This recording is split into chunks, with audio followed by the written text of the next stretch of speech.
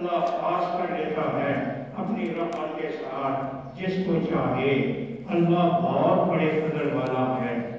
ما ننسخ من آیۃ، جو منسوخات نافع نہیں بلکہ معاف موصولت، جو منسوخ کرتے ہیں ہم کوئی آیت اور ان سے یا بلا دیتے ہیں ہم اس آیت کو تمہارے سینے سے لاتے ہیں بے تب سے یا اس کی مانند بے عمل۔ اللہ تعالیٰ کیا تم کو معلوم نہیں اللہ ہر چیز پر قادر ہے؟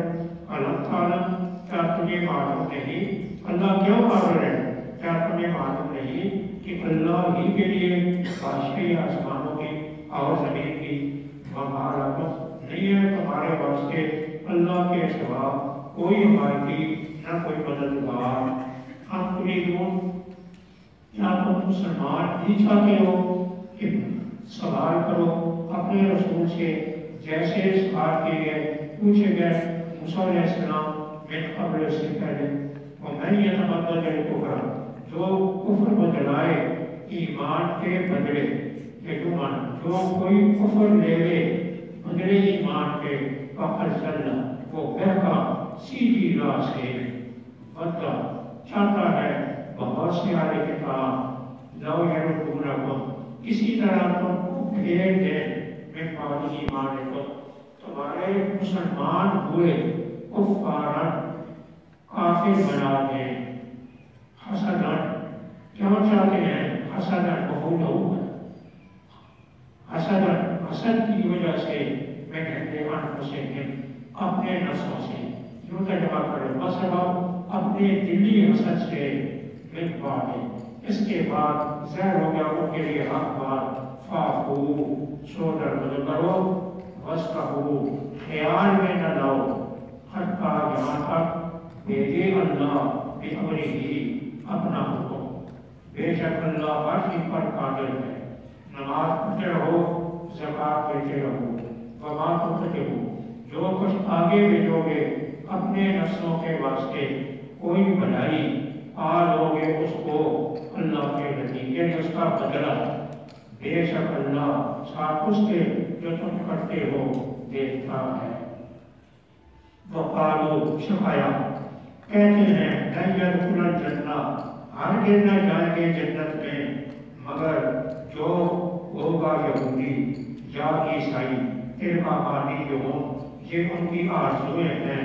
کہہ دو لو اپنی کوئی دلیل اس بات پر اگر وہ تم سے تھے، بلا کیوں نہیں، اور بھی لوگ جائیں گے، کیوں نہیں، جس نے تابع کیا اپنی ذات کو وجہ اپنے منہ کو اللہ کے لیے اور وہ نیک کام کرنے والا ہے، فلہو، اس کے لیے اس کا اجر اس کے رب کے پاس ہے، نہ خوف ہوگا ان پر نہ وہ غمگین ہوں گے۔ یہ شفاعات میں پہلی شفاعت یہودیوں کی یہ بیان ہوئی ہے، یہ دوسری شفاعت آگے آتا ہے۔ وقالت الیہود، کہا یہود نے نہیں ہے نصارہ علی شیء، کسی راہ پر یعنی راہ حق پر، کہا عیسائیوں نے نہیں ہے یہودی کسی راہ حق پر، کسی راہ پر ترجمہ یوں کریں مراد راہ حق ہے، حالانکہ دونوں پڑھتے ہیں کتاب کذالک، اسی طرح کہتے ہیں وہ لوگ جو نہیں جانتے ان کی بات کی طرح۔ اللہ حکم کرے گا، فیصلہ کرے گا ان کے درمیان قیامت کے دن، فیما، اس بات میں جس میں وہ اختلاف یا جھگڑتے تھے۔ من ازلا، تیسرا شبہ، پہلا شبہ یہ تمہیں قابل بنانا چاہتے ہیں، دوسرا شبہ یہ ایک دوسرے کے بارے میں بھی کہتے ہیں، یہودی عیسائیوں کے بارے میں کہتے ہیں، عیسائی یہودیوں کے بارے میں کہتے ہیں ان کے پاس کوئی دین نہیں۔ تیسرا شبہ اللہ کی مساجد سے منع، کون بڑا ظالم اس شخص سے منع کیا اللہ کی مسجدوں میں ذکر کیا جائے اس میں اللہ کا نام، وسعا، کوشش کی اس کے اجاڑنے میں، اولئک، ایسوں کے لیے نہیں لائق تھا کہ داخل ہوں مساجد میں الا مگر ڈرتے ہوئے، لہوں، نتیجہ ان کے لیے دنیا میں ذلت اور ان کے لیے آخرت میں عذاب ہوگا بہت بڑا۔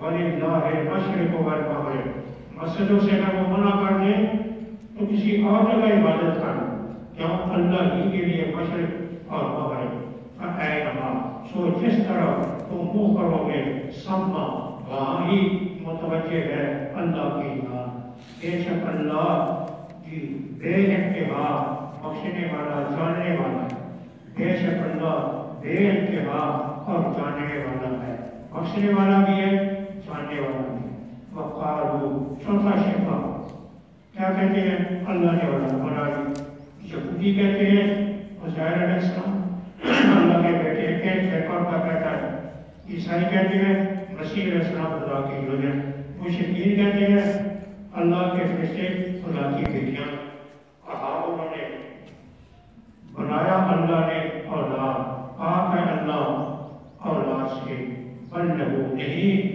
اسی ہی کے لیے جو آسمانوں میں ہے اور جو زمین میں ہے کل لہو قانتون ہر اس کے تابع ہے بدیع السماوات وہ آسمانوں کو بنانے والا اور زمین کو اذا قضا جب فیصلہ کرنے کسی کام کا بس کہتا ہے اس کے لیے ہو جا بس وہ ہو جاتا ہے وقال الذین لا یعلمون اور کہا ان لوگوں نے یہ آگے پانچواں شفا یہ سب سے شریف کہا ان لوگوں نے جو نہیں جانتے کون عرب ہو گئے یا بعض یہود ہو گئے لولا کیوں نہیں کلام کرتا ہمارے ساتھ اللہ یا آتی ہمارے پاس کوئی نشانی یعنی موجود براہ راست پہنچا دیتے اسی طرح کہا ان لوگوں نے جو ان سے پہلے گزرے ہیں ان کی بات کی طرح تشابہات ایک جیسے ہیں ان کے دل اتبین الآیات تاکہ ہم نے بیان کر دی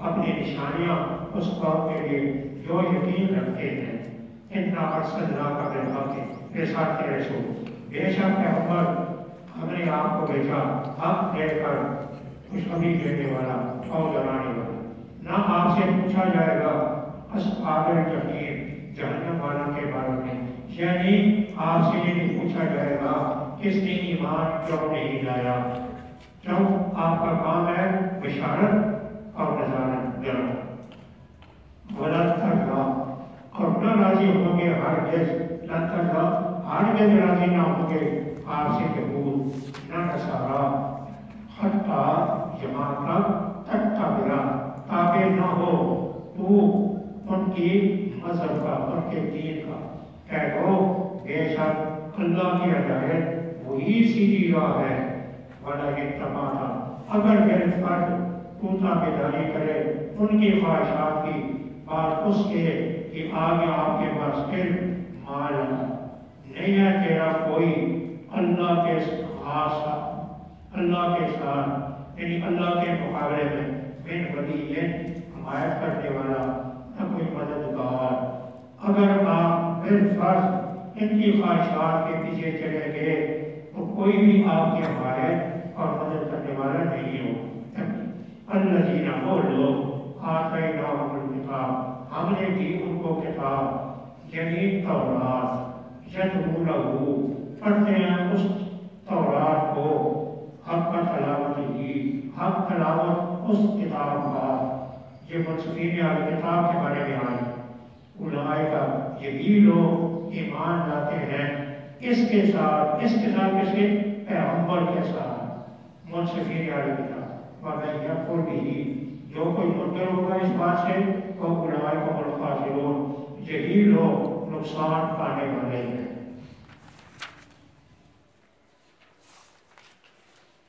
لا تقولوا راعنا تم راعنا کا کلمہ نہ کہو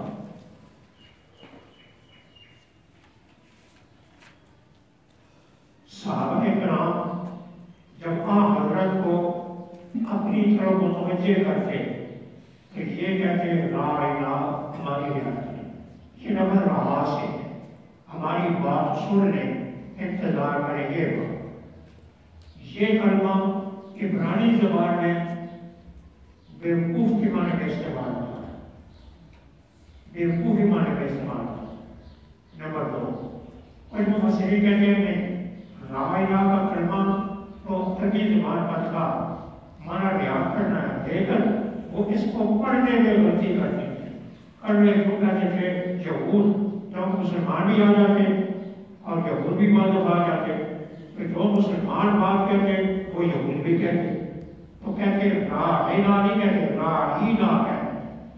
تو راعی کا معنی یا تو چرواہا ہے اور یا ایک گاڑی کی قسم ہے، بلوانے کی قسم، ہماری بکریاں چرانے والا، اس کی طرف کنایا کر قرآن پاک نے اس لفظ کے استعمال سے ان کو منع کر، فرمایا راعینا کا کلمہ کہنا چھوڑو، اس کے بجائے ان کو راہ کرنا ہے۔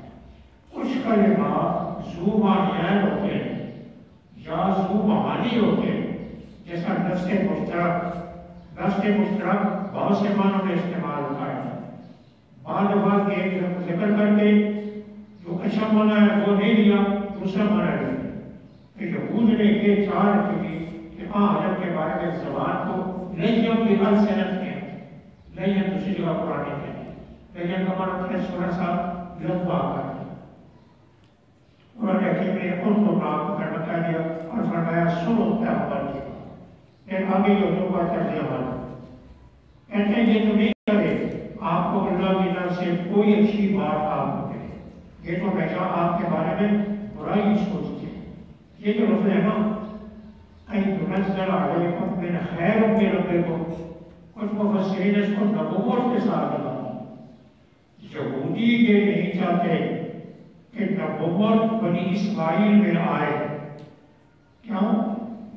وہ کہتے ہیں نبوت بنی اسحاق میں ہے، بنی اسماعیل میں نہیں، وہ جو چاہتے کچھ مفسرین اس کو عام رکھا۔ یہودی یہ نہیں چاہتے کہ نبوت سمیت تمہیں اور بھی کوئی دین کی بہتر بات تمہیں ملے، یہ نہیں چاہتے۔ اور کیوں نہیں چاہتے؟ حسداً من عند انفسہم، ان کے دلوں پہ بغض ہے، ان کے دلوں پہ حسد کہ ہمارے مقابلے میں یہ نہ آنا، یہ قرآن پاک میں رکھا۔ آگے آ جائے گی ما ننسخ من آیۃ، کچھ مفسرین نے اس کو اس مقبل کے ساتھ دیکھو جی پہلے مسلمان رائے نہ کہہ دیا، اب اس کلمے کو اٹھا کر یہ کہہ دیا کون چھوڑ رہا، اس کلمے کو کیا منسوخ کیا گیا؟ اس کا جواب ہے کہ ہم اگر منسوخ کریں یا حکم کو سر سے اٹھا دیں ہم اس سے بہتر نہیں رکھیں، تبدیلی کریں گے تب بھی بہتری ہوگی، اگر سر میں مٹا دیں گے تب بھی بہتری ہوگی۔ رائے نہ کے مٹانے میں بہتری ہے، کیوں؟ پیغمبر کی توہین کا ارتکاب ہے، ان دونوں کہنے میں بہتری ہے، اس لیے اس کلمے میں کوئی توہین کی شائبہ ہے، ایسا ان کو رہا ہے۔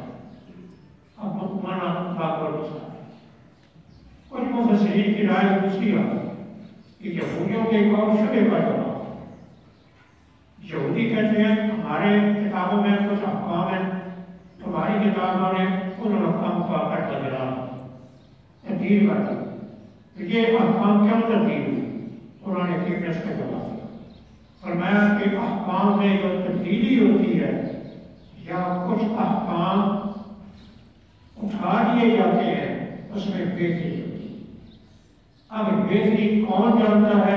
وہ اللہ جانتے ہیں، عام انسان نہیں جانتے۔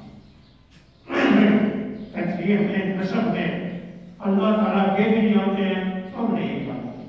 اگر حکم کرتے ان سے آگا مانا سرے سے اٹھا، اب ہمارے جو مفسرین کرام ہیں نا انہوں نے یہاں منسوخ ناسخ منسوخ کی بات یہاں کرنا۔ نسخ کا معنی کیا ہے؟ ایک نفس کا معنی ہے رفع الحکم مطلقاً، کسی حکم سے سرے سے اٹھا دیا ہے، اس کی فرضیت استحباب سنت نہیں اٹھا دیا۔ دوسرے مفسرین نے کچھ معنی میں تبدیلی کی، انہوں نے یہ کہہ دیا کہ رفع الحکم مطلقاً نہیں ہے، بلکہ اصل میں رفع الحکم جزواً، کسی حکم کو جزوی طور پر اٹھا لیا ہے وہ بھی نسخ ہو جاتا ہے۔ جزوی وہ ہے کہ پہلے چیز فرض تھی اب فرض نہیں رہی نفل بن گئی، وہ بھی ان کے لیے نسخ بن جاتا ہے۔ ان مفسرین نے تھوڑا سے معنی میں تبدیلی کی۔ پھر اس کے بعد مفسرین نے قدیم مفسرین نے آیات کریمہ کے بارے میں دو قسم کی آیات یا 3 قسم کی۔ منسوخ التلاوت و منسوخ الحکم. تلاوت بھی منسوخ ہو جائے، حکم بھی منسوخ. نمبر 2، منسوخ التلاوت تو ہو، حکم موجود، حکم موجود ہے، تلاوت منسوخ. کسی تلاوت موجود ہے، حکم منسوخ ہو کسی جگہوں پر. حضرت شاہ عبداللہ مددی رحمۃ اللہ علیہ نے الفاظ الکبیر میں اور اس سے پہلے علامہ سیوطی نے الاتقان وغیرہ میں انہوں نے کہہ دیا کہ 22 آیات جو ہے وہ منسوخ ہے. انہوں نے زیادہ نسب منسوخ مان لی. حضرت شاہ صاحب فرماتے ہیں ان میں سے 19 ایسے نہیں ہیں، 5 ایسے جو ہے وہ کلمات منسوخ ہیں، ان کا حکم منسوخ. کچھ محققین نے حضرت انور شاہ صاحب رحمۃ اللہ علیہ اور حسن صاحب انہوں نے کہا کہ ان کی تعبیر بھی بہت. انہوں نے کہہ دیا لا نسخ فی القرآن، قرآن موجودہ قرآن میں کوئی نسخ نہیں، تمام آیات معمول بہار ہیں، تمام آیات معمول بہار. اب وہ آیتیں کون سی ہیں؟ وہ 22 آیتیں ہیں جو تفسیر کبیر پہ موجود، تفسیر الفاظ الکبیر پہ موجود. وہ پھر ہم نے ان کو علیحدہ دیکھنا. اب کہتے ہیں کہ لا نسخ فی القرآن، کہ قرآن میں نسخ نہیں ہے. اور 5 آیتوں کا بھی حضرت شاہ صاحب نے تعبیر کرنا، تعبیر کر دی. اور تعبیر یہی ہے کہ حکم عام کو خاص ہونے میں تبدیل کرنا. مثلا وہ وسیع کا حکم ہے نا، اس کی فرضیت منسوخ ہوگی، استحباب مستحب ہوگی. وہ کہتے ہیں آپ کو الگ الگ دیکھنی پڑے گی. وہ ایک تفسیر کی پوری بات ہے اور پھر کبیر میں اس کی پوری تفسیر. قرآن کا سیاق اور سباق کیا ہے؟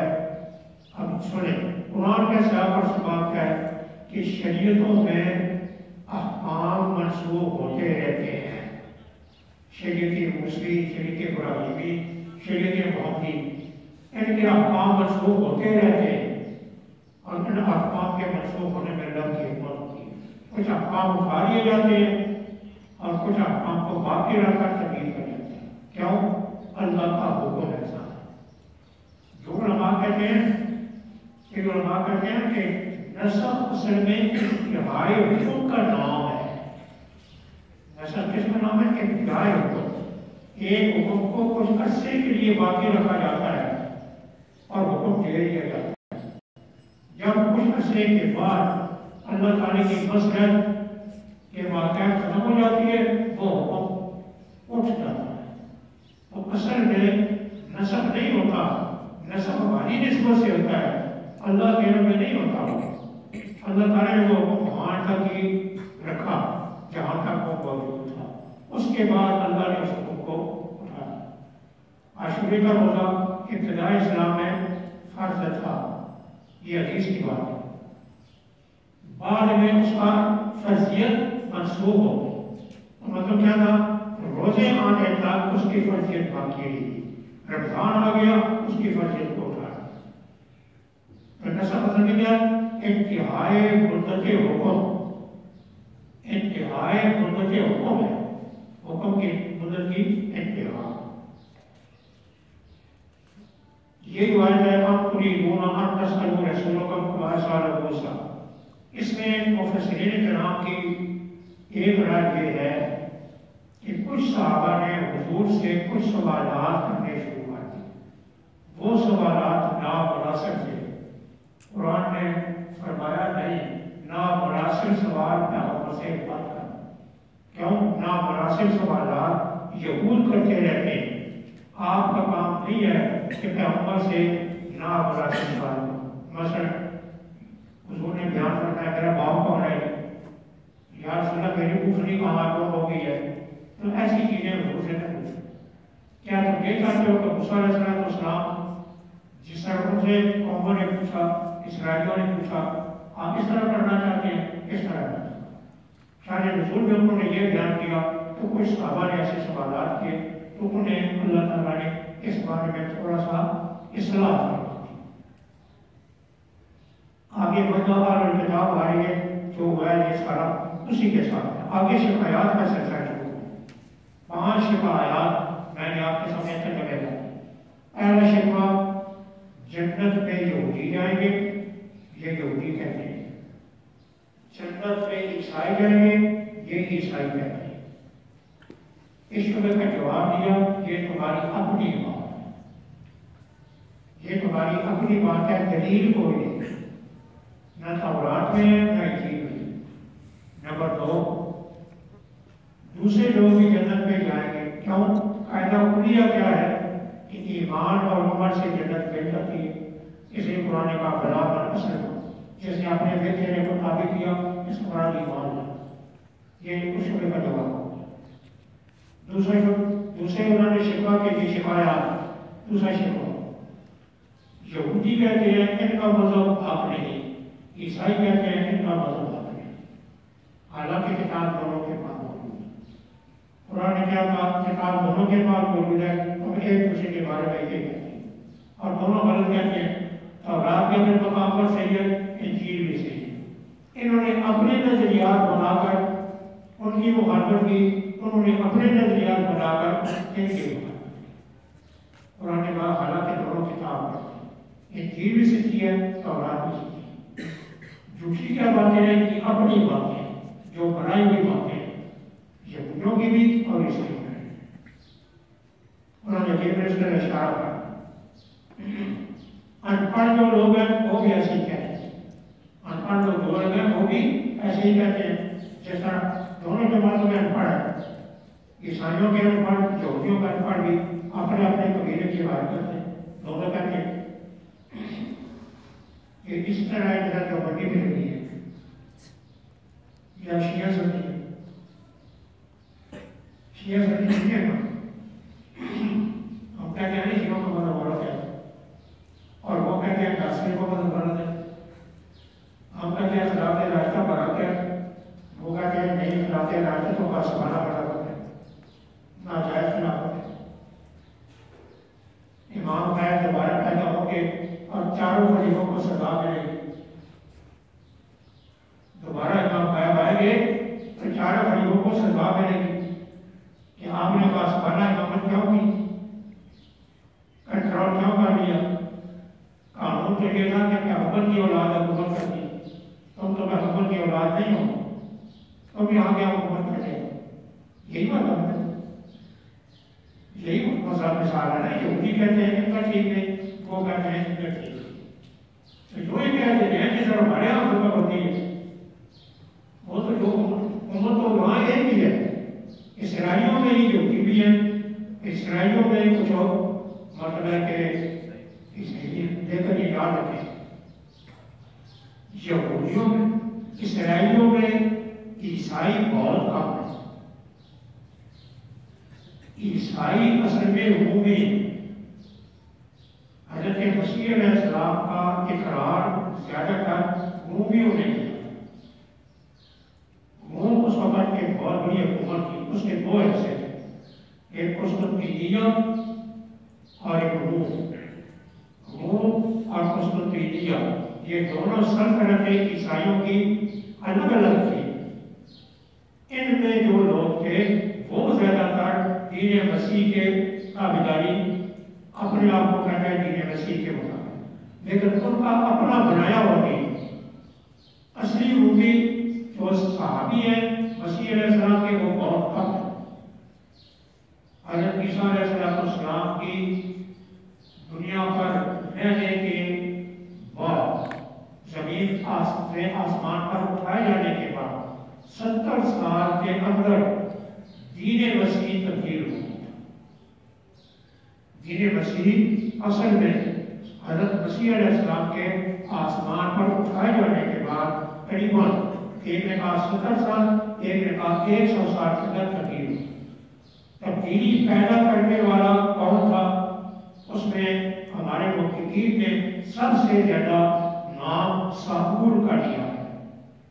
ساؤل ایک یہودی تھا، ساؤل ایک یہودی تھا جو اس نے دین مسیح قبول کی، اور دین مسیح قبول کرنے کے بعد اس نے دین مسیح میں سب سے پہلے 3-4 نظریات پیدا کیے۔ تو اصل میں جو عیسائیوں کا لگا تھا وہ رومی، اور یہی وجہ تھی کہ جو یہودیوں کی حکومت ہوا کرتی تھی اس پر عیسائی حملہ کر کے اس کو خراب کرنے کو آگے رفتار ہے، ومن اظلم ممن منع مساجد اللہ۔ عیسائیوں نے 2-3 مرتبہ یہودیوں کی حکومت کو ختم کیا، 2-3 دفعہ کرتے۔ ایک دوسری قوموں نے، دوسرے جو بادشاہ تھے انہوں نے یہودیوں کی حکومت کو ختم کیا، اور بعض دفعہ عیسائیوں نے یہودیوں کی حکومت کو ختم کیا۔ یہ جو آگے قرآن پاک میں قصہ شفا آ رہا ہے نا، یہ اصل میں عیسائیوں کے بارے میں اس سے کا تعلق۔ انہوں نے یہودیوں پر حملہ کیا اور بیت المقدس کے شہر کو تہس نہس کر دیا، مسجد اقصی کو گرا دیا، اور قرآن پاک نے اس میں تحریر صحافی قرار دی اور کی جگہ ممن منع مساجد اللہ، یا اللہ کا ذکر بات ہے، انہوں نے عبادت کرنے سے ان کو روک۔ قرآن پاک نے ان کی طرف یہ اشارہ کیا۔ یہ شکوہ ان کا ہے، عیسائیوں کے بعد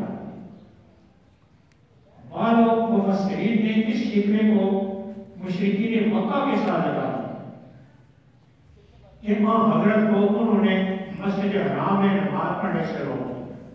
پہلے جو روکتے رہے، مدینے میں جانے کے بعد بھی وہ حضور کو اجازت نہیں دیتے کہ وہ مکہ میں آ کر عمرہ کرے یا ہوتا۔ ان کا خیال یہ ہے کہ یہ مشرکین مکہ، انہوں نے اللہ کی مساجد سے مراد بیت اللہ کی مسجد میں عبادت کرنے سے منع، اور قرآن حکیم نے ان کی تجدید دیا۔ اللہ للہ المشرق والمغرب، اسی کے معنی ہے اگر ہمیں مسجد سے منع کریں عبادت باہر بھی ہو سکتی ہے، انہوں نے اس کے ساتھ کیا۔ چوتھا شکوہ کیا ہے؟ اللہ کے بارے میں اولاد ہے، خدا کی جزئیت، اس میں عیسائی بھی شریک ہے کہ انہوں نے حضرت مسیح کو خدا کا جز بنا، لیکن جز انہوں نے اپنا، دیکھو قرآن نے لفظ ولد کا استعمال کیا۔ ولد کا لفظ عربی زبان میں اس بچے کو کہتے ہیں جو کسی سے پیدا ہو، لیکن قرآن پاک نے تعبیر وہ اختیار فرمائی جو جزئیت کی ہو، کیونکہ باپ بیٹا وہ قدس کے جو الفاظ ہیں وہ انہوں نے متشابہ ہیں اس کے ساتھ، وہ ولد کے ساتھ، اس لیے قرآن نے وہی چیز استعمال کرا۔ عزیر علیہ السلام کے بارے میں جو کا چھوٹا فرقہ تھا ان کو خدا کا بیٹا بنایا، اس بھی وہی تھا۔ جیسا عیسائی کہتے ہیں کہ خدا کی جو صفت کلام ہے وہ متشکل ہو کر ہمارے اندر گئی۔ حضرت مسیح علیہ السلام کی جو شکل تھی وہ حضرت مسیح میں 2 قوتیں، ایک ناسوت کی، ایک ناسوت کی۔ ناسوت انسان کو کہتے ہیں، لاہوت اللہ کو کہتے ہیں۔ ان کے اندر 2 قوتیں، ناسوت والی قوت کو سکری ہو گئی، اور لاہوت والی قوت جو تھی وہ کلام والی، وہ خدا کے پاس ہے۔ یہ عیسائیوں کا کیا، تو انہوں نے یہ کہا کہ اسی کو قرآن نے تعبیر نہ کیا ہے بڑا ضروری ہے۔ کہا کہ کوئی جی اللہ کی کوئی اولاد نہیں۔ فرشتے کے بارے میں کیا کہا انہوں نے؟ فرشتوں کے بارے میں عیسائیوں نے نہیں، جب مشرکین مکہ نے کہا دیا کہ یہ خدا کی بیٹیاں، عیسائیوں کے عقیدے کا ذکر قرآن کے نہیں، کیونکہ یہ جو مطلب شکایات ہیں یہ مشترک ہیں، کچھ شکایات یہود کی ہیں، کچھ مشرکین کی ہیں، اور کچھ عیسائیوں کی، انہوں کے بارے میں کہتا ہے جو قرآن نے کہا سبحانہ اللہ کے آیت پاک، فرشتے بھی اللہ کی جز نہیں ہو سکتے۔ فرشتوں کو کیسے؟ انہوں نے کہا اللہ کے درمیان، جنات کے درمیان ایک تعلق پیدا ہوا، اس سے فرشتے وجود میں آئے، بس اس کو انہوں نے ولد کے ساتھ تعبیر کی۔ انہوں نے حکیم نے اس کی نفی کر دی کہ اللہ نے کسی کو اپنی اولاد نہیں بنایا۔ پانچویں شبہ جو شاید وہ کیا ہے کہ وہ یہ کہنے لگے آٹھواں شکوہ کہ اللہ ہمارے ساتھ کلام کرے۔ یہ شکوہ مشرکین کا بھی ہے اور یہود کا بھی ہے۔ یہود میں سے بھی بعض نے کہا اور مشرکین میں سے بھی بعض نے کہا کہ ہم محمد کی رسالت کو تب مانیں گے کہ اللہ آسمان سے ہمارے پاس آ کر پیغمبر کو کہتا ہے، یا فرشتے آئیں آپ کے کتاب لے کر پیغمبر کو دے دیں گے، پھر آپ مان لیں۔ یہ لولا یکلمنا اللہ، رام سمران کے خدا کہہ گے یہ میرا پیغمبر ہے، کہ یا یہ کہ وہ جزا جو ہم مانگتے ہیں وہ ہمارے سامنے ظاہر ہوتا ہے۔ کہتے ہیں وہ موجہ کیا تھا؟ فرشتوں کا اترنا. دوسرے مقام پر قرآن پاک اس کی تفسیر بیان کرتا ہے. یہ فرشتے ایک قبیلے کی شکل میں آ کر یہ کہتے ہیں یہ میرا پیغمبر ہے، یہ اللہ کا پیغمبر ہے اور یہ اسی کے ساتھ اب ہمیں ماننا ہے. یہ ان کے بارے میں قال الذین لا یعلمون، مشرکین مکہ بھی ہیں اس میں، اور یہود کا بھی ایک گروہ ہے وہ بھی اسی کے بارے میں ہے. یہ 5 شکوے درمیان میں قرآن میں بیان کرتا ہے. شکایات کا سلسلہ ہمیشہ قرآن میں بیان ہوتا رہتا ہے. شکوہ کا مطلب کیا؟ انہوں نے یہ غلط بات کہی، اس کو شکوہ کہتے ہیں. ان قوموں نے یہ بات غلط کہی، اس کو شکوہ کہتے ہیں. یہ آگے جو اللہ کا زبان پر یہود، یہ حضرت کی رسالت کے بارے میں اور اللہ کا زبان پر یہود و نصارہ، یہ کیونکہ بار بار چاہتے یہ مسلمان ہو گئے. قرآن نے کہہ دیا میرے پیغمبر یہ مسلمان نہیں، اس لیے کہ اندر ایمان لانے کی قوت موجود ہے. الذین آتیناہم الکتاب کی بات ہے منصفین علی کتاب کے بارے میں. حق کا تلاوت کو بنا اور رات کے پڑھنے کا حق ادا کرنا کیا ہے؟ اس کو ماننا. اور یہ وہ لوگ کہتے ہیں، علامہ رحمانی نے دیکھا ہے کہ یہودیوں کا ایک قریب فرقہ حضرت کے زمانے میں تورات پر مکمل عمل کرنے والا تھا، جنہوں نے بعد میں ایمان قبول کیا. ان میں عبداللہ بن سلام، یہ ان لوگوں کے بارے میں وہ ہمارے کتاب کی جو تورات کو پڑھنے کا ادا کرتے ہیں وہ کیا خبر کمان جو بنون کی جو ضمیر ہے نا یہ حضور کی طرف ہو رہی ہے.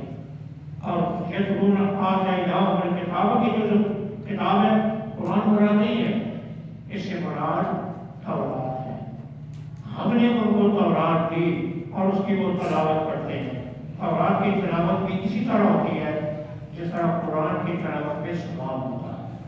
اللہ کی کسی کتاب کی بھی تلاوت کی جائے وہ ثواب ہوتا ہے. اب میرے کو آ رہا ہے یا بنی اسرائیل اذکروا نعمتی التي انعمت علیکم.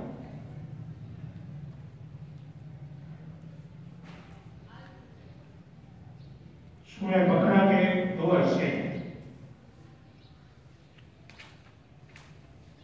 14 رکوع مکمل ہو گئے، پھر آگے 15 رکوع آ گئے. اب موسیٰ سارے ساتھ رسول پر 7 رکوع آگے جو آئے گے یہ ساتھ رسول پر حضرت سچے رسول ہیں. حضرت اللہ کے سچے رسول ہیں. رسالت پر 2 شبوں کا جواب، رسالت پر 2 شبوں کا جواب. پہلا شبہ یہ کہ پیغمبر نے اپنے قبلہ تبدیل کر دیا. جب قبلہ تبدیل کر دیا لہذا یہ پیغمبر نہیں ہو سکتا. یہ اشکال یہودیوں نے کہ حضرت نے قبلہ تبدیل کر دیا. دوسرا شبہ یہ تھا کہ صفا پہاڑی پر یہ پیغمبر جا کر عبادت کرتا ہے کیونکہ آج تک لوگ صفا بنوا سکے. صفا بنوانے میں پہلے شرک ہوتا تھا. یہ پیغمبر صفا مروا کی پہاڑی کا طواف کیوں کرتا ہے، سعی کیوں کرتا ہے؟ یہ تو شرک کا ارتکاب ہے. یہ دوسرا شبہ ہے. اگر یہ حقیقی رسول ہوتا تو یہ کام نہیں کرتا. ان دونوں شبوں کا جواب اپنے مقام پر ہے. ان دونوں شبوں سے پہلے قرآن پاک نے جو بیان کیا کہ جس طرح ابراہیم ربوں کے کلمات، یہ دونوں شبوں سے پہلے رسالت رسول کی اس بات کے لیے تمہید ہے. رسالت رسول کے لیے تمہید. تمہید میں ایک آیت کریمہ تو ہوئی ہے جو پہلے گزر چکی ہے. ایک اعادہ قول حال، اعادہ قول حال. اسرائیلیوں کو پھر یاد کریں، اے بنی اسرائیل یاد کرو میری نعمت عائد ہوئی. ترغیب بھی ہے، ترغیب بھی ہے. اس قرون مدی ترغیب، وَاتَّقُوا سے ترغیب، ڈرانا پسند. پھر اس کے بعد حضرت ابراہیم علیہ السلام کا ذکر. اب یہ تمہید کیوں ذکر کی، تمہید کیوں بیان فرمائی؟ تمہید اس لیے بیان فرمائی کہ یہودی کہتے تھے کہ ابراہیم علیہ السلام کے نسل و خاندان میں نبوت صرف بنی اسحاق میں ہوگی اور بنی اسماعیل میں نہیں ہوگی۔ جو نبوت بنی اسماعیل میں آئی یہود اس کو تسلیم نہیں کرے، اس لیے ابراہیم علیہ السلام کا تذکرہ شروع کرنا۔ یہودیوں کی اس بات کو ترتیب دے۔ دوسرا یہودیوں نے یہ کہا کہ حضرت یعقوب علیہ السلام انہوں نے بھی اپنی اولاد کے بارے میں تاکید کی کہ میری اولاد میں نبی ہوگی اور نبی نہیں ہوگی، اور کچھ اسرائیلیوں اور یہودیوں نے شرکیہ کلمات بھی حضرت یعقوب علیہ السلام کی طرف منسوخ کر دی۔ قرآن حکیم نے ان دونوں پیغمبروں کے بارے میں آگے جا کر ان کی تقریر میں جان دی۔ یعقوب علیہ السلام کے بارے میں بھی، ابراہیم علیہ السلام کے بارے میں بھی یہ بیان ہوا۔ اس لیے ابراہیم علیہ السلام کا تذکرہ قرآن پاک نے بطور تنہیر کے بیان کرا۔ اب جب مشرکین مکہ آ گئے، یہودیوں کے ساتھ مشرکین مکہ بھی شریک تھے، کیونکہ مشرکین مکہ حضرت کو رسول نہیں مانتے، لیکن مشرکین مکہ یہ کہتے تھے کہ ہم نسل اسماعیل سے ہیں اور اسماعیل حضرت ابراہیم کے ساتھ آگے، یہ وہ مانتے تھے۔ اور قرآن پاک نے یہ الزام دیا کہ دیکھو ابراہیم علیہ السلام نے حضرت اسماعیل نے بیت اللہ کی بنیاد رکھی، اس لیے یہ ذکر آ گیا حضرت ابراہیم علیہ السلام کا تذکرہ۔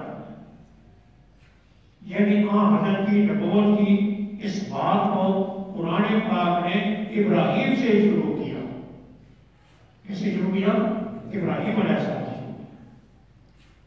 ابراہیم علیہ السلام حال میں ہر میں نہیں پیدا ہوئے، حال آپ پیدا ہوئے ار کے مقام پر، وہ عراق کے میں ہے، ار، اس مقام کا نام ہے ار کا مقام ہے، وہ عراق اور آج کا ترکی کی سرحد ہے، وہاں پیدا ہوئے۔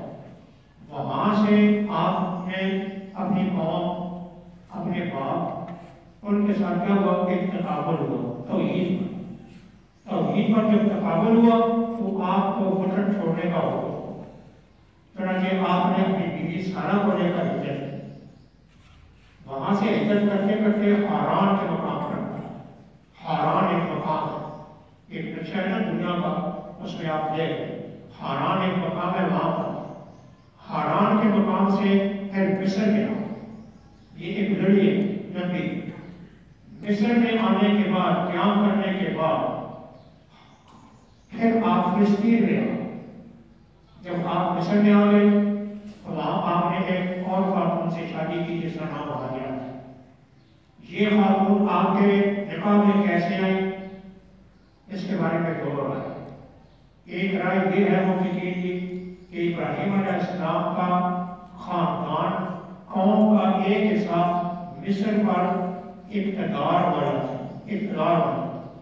ابراہیم علیہ السلام کی مصر کے بادشاہ سے ان کی ملاقات ہوئی، کیونکہ یہ بڑے خاندان کے آدمی تھے، اس لیے ان کی ملاقات ہوئی۔ علامہ ابن کثیر نے لکھا ہے بدائع النظائر کہ عراق میں مقام قرب پر جب ابراہیم علیہ السلام پیدا ہوئے، آپ کا جو باپ تھا آزر، یہ نمرود بادشاہ کے انتہائی قریب تھا۔ نمرود یا نمروز دو لفظ ہے، نمروز یا نمرود، یہ انتہائی قریب تھے اور یہ شاہی خاندان سے قریبی تعلق تھا۔ یہ بڑی قوم میں سے سمجھے جاتے ہیں۔ اور آزر جو تھے وہ بت بناتے بھی تھے، بت بناتا بھی تھا اور بیچتا بھی تھا۔ ابراہیم علیہ السلام کو اللہ نے نبوت عطا فرمایا، کیونکہ ایک شاہی خاندان کے ساتھ قرب بنے، پھر بادشاہ کے ساتھ بھی تقابل ہو گیا، اسے بارے میں جو آ رہا ہے۔ اسی طریقے سے اپنی قوم کے ساتھ بھی تقابل ہو گیا اور باپ کے ساتھ بھی نعمت آمد مالا یسم ولا یغفر ولا یغنی کا شیء، بس پر کتاب ابراہیم ہے، تقابل ہو گیا۔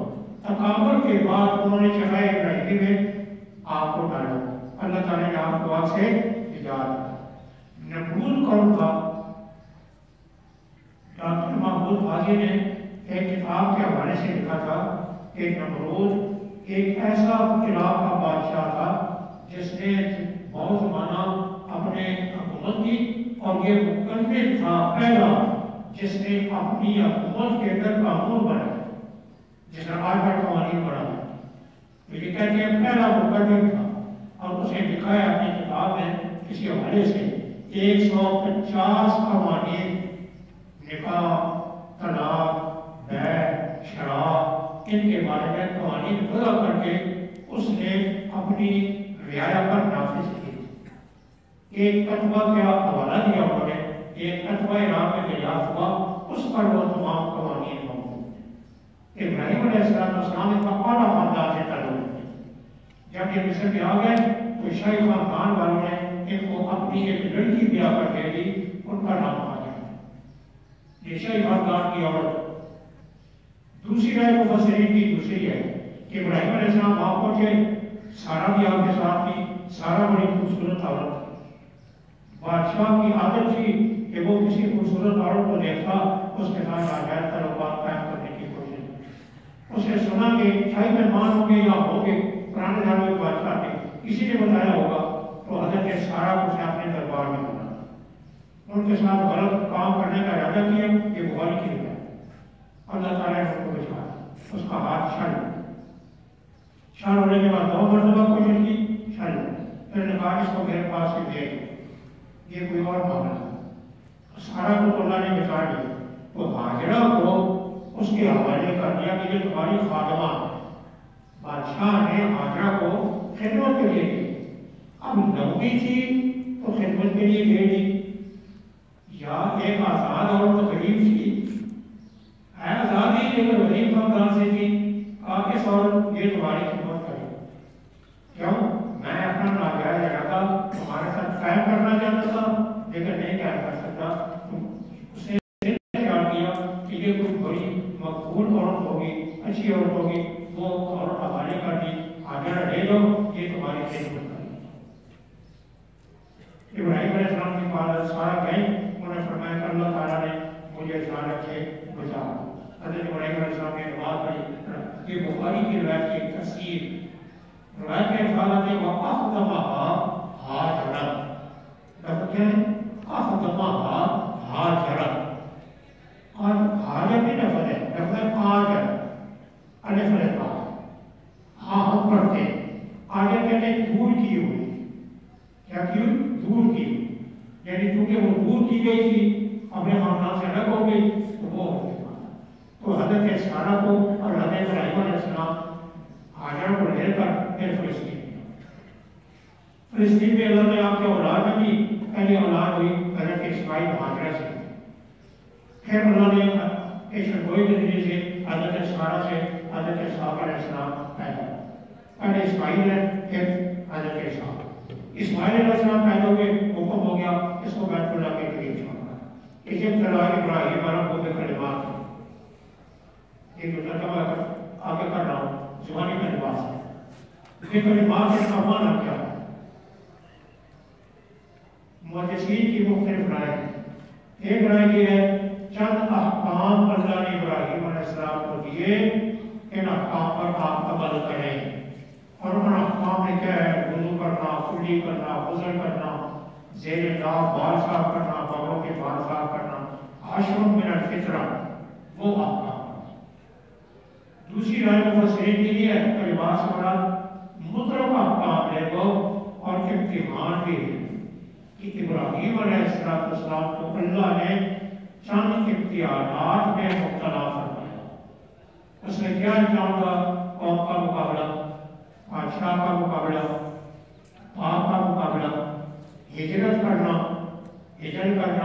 چہرے میں جانا، یہ ساری آزمائشیں، پھر اپنے معصوم بچے کو بنا اس کی والدہ کے بیت اللہ کے قریب چھوڑنا، پھر اس کو ذبح کرنے کا حکم دینا، پھر بیت اللہ کی بنیاد ڈلوانا، یہ سارے اختلاف، یہ جتنی چیزیں ہیں ساری اختلاف۔ اب قرآن یہ بتانا چاہتا ہے کہ جہاں محمد پیدا ہوئے ہیں یہ ابراہیم علیہ السلام کا بھی مسکن ہے، اور یہ بیت اللہ پہلے سے جو موجود تھا اس کے قریب حضرت ابراہیم نے اپنے اکلوتے بیٹے اسماعیل اور اس کی والدہ کو یہاں آ کر چھوڑا، اور ان کی نسل اور خاندان سے محمد پیدا۔ اسماعیل کی نسل سے ہے۔ پھر یہ بھی روایات میں موجود ہے کہ حضرت ابراہیم علیہ السلام سال بسال ابراہیم کو اسماعیل کو دیکھنے کے لیے جایا کرتے ہیں، ہر سال بسال یا 2 سال کا وعدہ۔ بخاری کی روایت میں ان کا یہ جو 2 سفر ہیں وہ موجود، 2 سفر، اس کے علاوہ باقی سفر موجود ہیں۔ بات سمجھ میں آ گئی ہے؟ ایک بات ہے۔ اب یہاں ایک تعلیم یہودی بیان کرتی ہے، یہ تو تعلیم والی ہے نا، ہم کہتے ہیں نا یہ یہودی کیا کہتے ہیں؟ یہودی کہتے ہیں کہ ہاجرہ سارا کی لونڈی ہے جس کو ابراہیم علیہ السلام عراق سے لایا۔ ہاجرہ سارا کی لونڈی اور کہاں سے لائے ہیں؟ عراق سے لائے۔ جب فلسطین میں قیام کیا تو آپ کے اولاد نہیں ہوتی، جب اولاد نہیں ہوتی تو سارا نے ہاجرہ اسماعیل ابراہیم کو کہا کہ میری لونڈی ہاجرہ سے مباشرت کرو، تمہیں اس سے ہو سکتا ہے اولاد ملے۔ چنانچہ انہوں نے انتخاب فرمایا تو اسماعیل پیدا ہو۔ جب اسماعیل پیدا ہو گئے تو سارا کو افسوس ہو گیا کہ میرا بچہ تو نہیں ہے، اس کا بچہ ہو گیا۔ ابراہیم کو کہنے لگے اس کو میری نگاہ سے دور کرو، اس کو نہ کرو۔ چنانچہ ابراہیم مجبور ہو کر ہاجرہ کو اس کے بچے کو لے کر فلسطین کے جنگل میں جا کر چھوڑا۔ کہاں چھوڑا؟ فلسطین کے جنگل میں چھوڑا۔ اور اسماعیل جنگلوں میں پڑتا رہا، اسماعیل جنگلوں میں پڑتا رہا۔ پھر ایک روایت یہ ہوتی ہے کہ فرشتہ آیا اور اس نے دیکھا کہ ہاجرہ پریشان ہے، تو فرشتے نے کہا تو کیوں پریشان ہوتی ہے کہ تیرا بچہ بڑا عزت احترام والا ہو۔ یہ بھی بائبل کے الفاظ، یہ بھی الفاظ بائبل پر تعلق ہے کہ تیرا بچہ حوصلہ کر، تیرا بچہ بڑا آبرو والا ہو۔ تصریح وہ کہتے ہیں کہ ابراہیم علیہ السلام نہ بیت اللہ آئے ہیں، نہ وہاں ہاجرہ آئی ہے، اور نہ وہاں اسماعیل ہے۔ پھر بیت اللہ کیسے بن گیا؟ کہتے ہیں یہ سارے عرب جتنے بھی ہیں یہ ادھر سے آئے، فلسطین سے آئے، یہ وہاں ہی جنگلوں میں پھرتے رہے، پیدا ہوتے رہے، تو مکے میں آ گئے اور مدینے میں آ گئے۔ سمجھے؟ اسی کہتے ہیں عربوں کو کہتے ہیں یہودی، یہ یہودی کی اولاد ہے، اور ہم آزاد عورت کے اولاد ہیں۔ آزاد عورت سارا ہے اور لونڈی چونکہ ہاجرہ ہے، یہ لونڈی کی اولاد ہے۔ یہ تعبیر یہودیوں کی سمجھا گی؟ یہودیوں کی تعبیر۔ بہرحال قرآن حکیم اس تعبیر کو نہیں مانتا، قرآن حکیم کی تعبیر ہوئی ہے جو آپ آگے پڑھیں۔ وَإِذِ ابْتَلَىٰ إِبْرَاهِيمَ رَبُّهُ، جب آزمایا ابراہیم کو اس کے رب نے کئی باتوں میں، فَأَتَمَّهُنَّ، پھر ان کو پوری کر دی۔ قَالَ، اب فرمایا انی جاعلُکَ، میں تم کو کروں گا تمام لوگوں کا پیشوا، امام کا معنی میں یقتدی بالناس، امام۔ قَالَ مِن ذُرِّيَّتِی، کہا ابراہیم نے اور میری اولاد میں سے بھی امامت بنانا۔ قَالَ، فرمایا نہیں پہنچے گا میرا اقرار ظالموں کو۔ اس جملے کا دربار سمجھ یہاں ابراہیم علیہ السلام کو اللہ نے امام بنا۔ وہ امام ہمارا کیا؟ مقتدا، تینوں قوموں کے مقتدا ہیں۔ یہودی مانتے ہیں، عیسائی مانتے ہیں، ہم مانتے ہیں، تینوں ایک ہی پیغمبر کی تعلیم کی دعوت دیتے ہیں، لیکن ہمیں اور طریقے سے ان کا طریقہ اور میری اولاد میں بھی امامت مل جائے، فرمایا نہیں، ہر ایک کو امامت نہیں ملے، ہر ایک کو امامت نہیں ملے۔ امامت کا معنی کیا ہے؟ مقتدا۔ کیوں کہ ابراہیم علیہ السلام اور حضرت اسماعیل علیہ السلام آگے ان کے بچے ہیں، ان سے کئی ظالم بھی پیدا ہوں گے اور کئی مومن پیدا ہوں گے۔ مومن جو ہوں گے ان میں مقتدا بنیں گے، لیکن جو کافر ہیں، مشرک ہوں گے، ان سے تو مقتدا کو نہیں بنے۔ اس لیے اشارہ کرتا وقت جعلنا البیت مصابا، جب مقرر کیا ہم نے خانہ کعبہ کو اجتماع کی جگہ لوگوں کے لیے، وامنا اور امن کی جگہ، واتخذوا بناؤ مقام ابراہیم کو مصلی نماز کی جگہ وقعدنا، اور حکم دیا ہم نے ابراہیم کو اسماعیل کو، آپ کرو میرے گھر کو طواف کرنے والوں کے لیے، اعتکاف کرنے والوں کے لیے، رکوع کرنے والوں کے لیے، سجدہ کرنے والوں کے لیے۔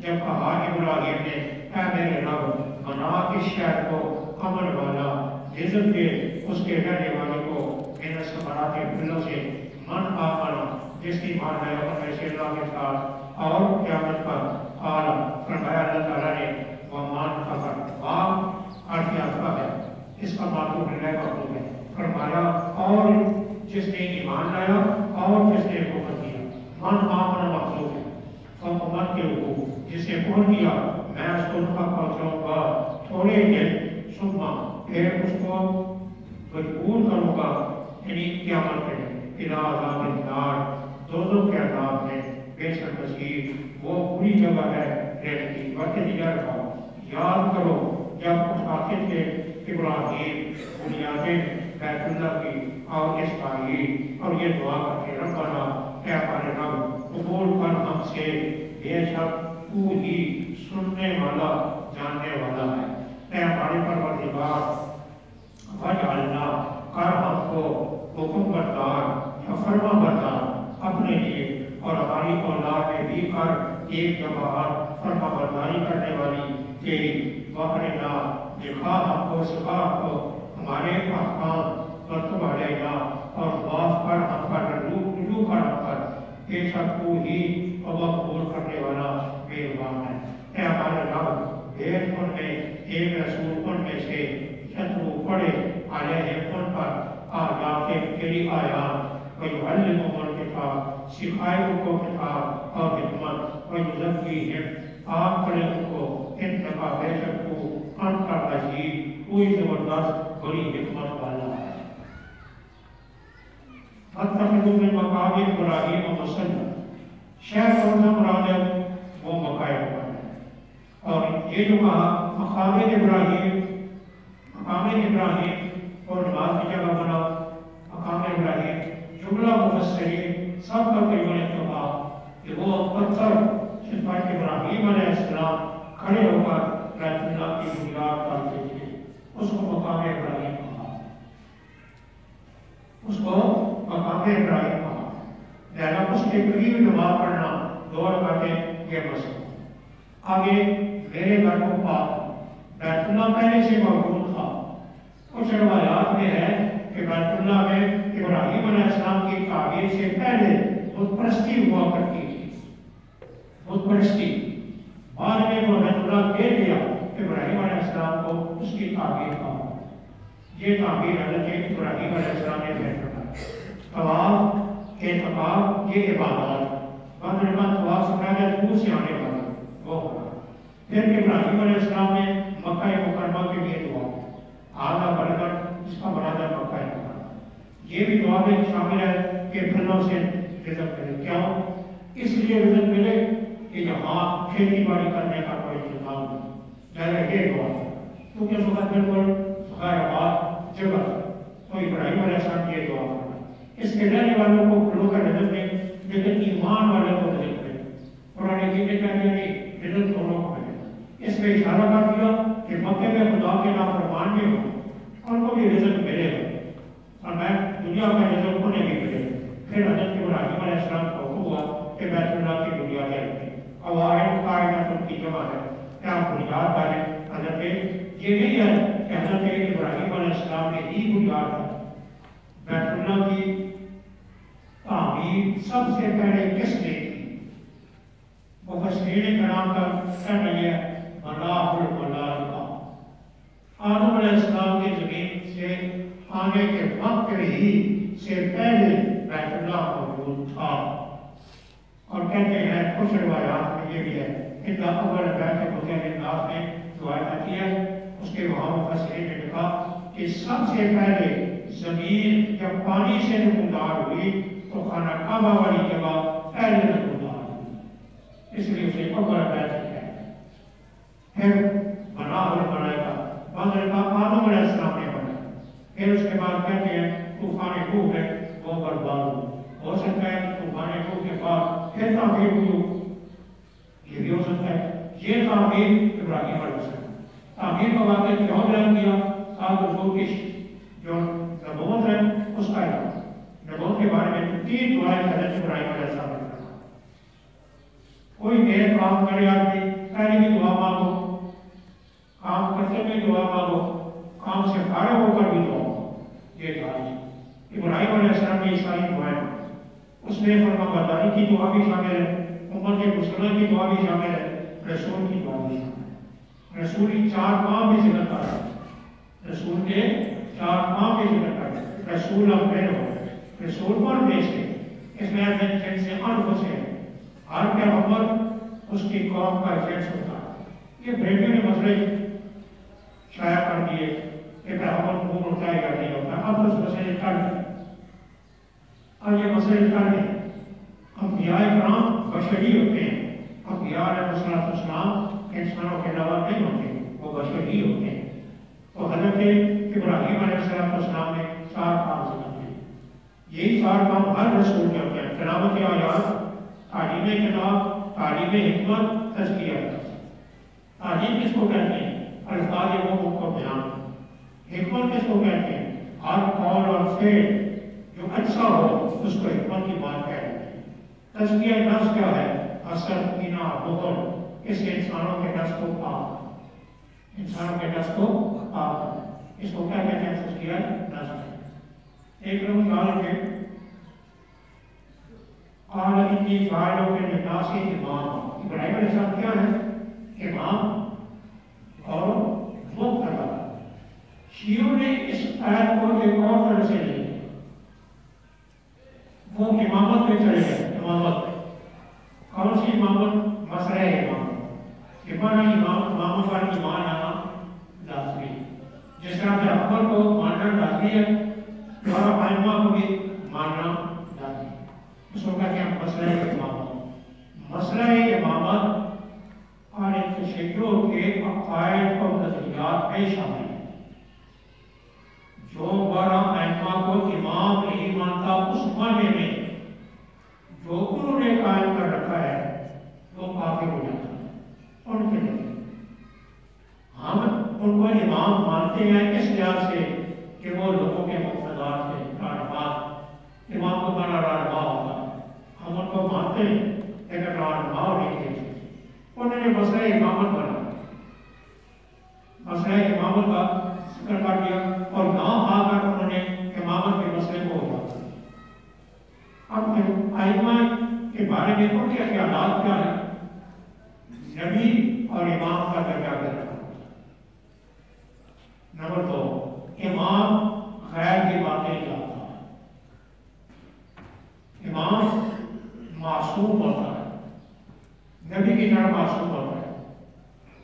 12 ائمہ کے بارے میں کوئی یہ خیال اور یہ باقاعدہ طور پر اصول کافی جو اصول کی کتاب ہے، اصول کا معنی عقیدے کے مسائل ہے، اس میں امامت کا پورا ایک باب ہے، امامت کا ایک پورا باب ہے جس میں ان کا حال و بیان ہونا، ان کا معصوم ہونا اور ان کے احکام واجب اتباع ہونا، جس طرح نبی واجب اتباع ہوتا ہے، یہ پوری چیزیں انہوں نے اپنی سند اور روایات کے ساتھ محمد بن یعقوب خلیلی نے اصول کافی کے بیان کیا۔ امامت کا مسئلہ کے نزدیک ایک بنیادی مسئلہ ہے، ہمارے نزدیک امامت کا مسئلہ کوئی بنیادی نہیں، کیونکہ عقائد کے نظریات کا تعلق خلافت سے نہیں ہے، ہمارے لیے خلافت الگ ہے، ہمارے لیے عقائد اور نظریات میں اللہ کو مانا، رسول کو مانا، قیامت کو مانا، اس کو مانا، ہمارے عقائد میں یہ ہے۔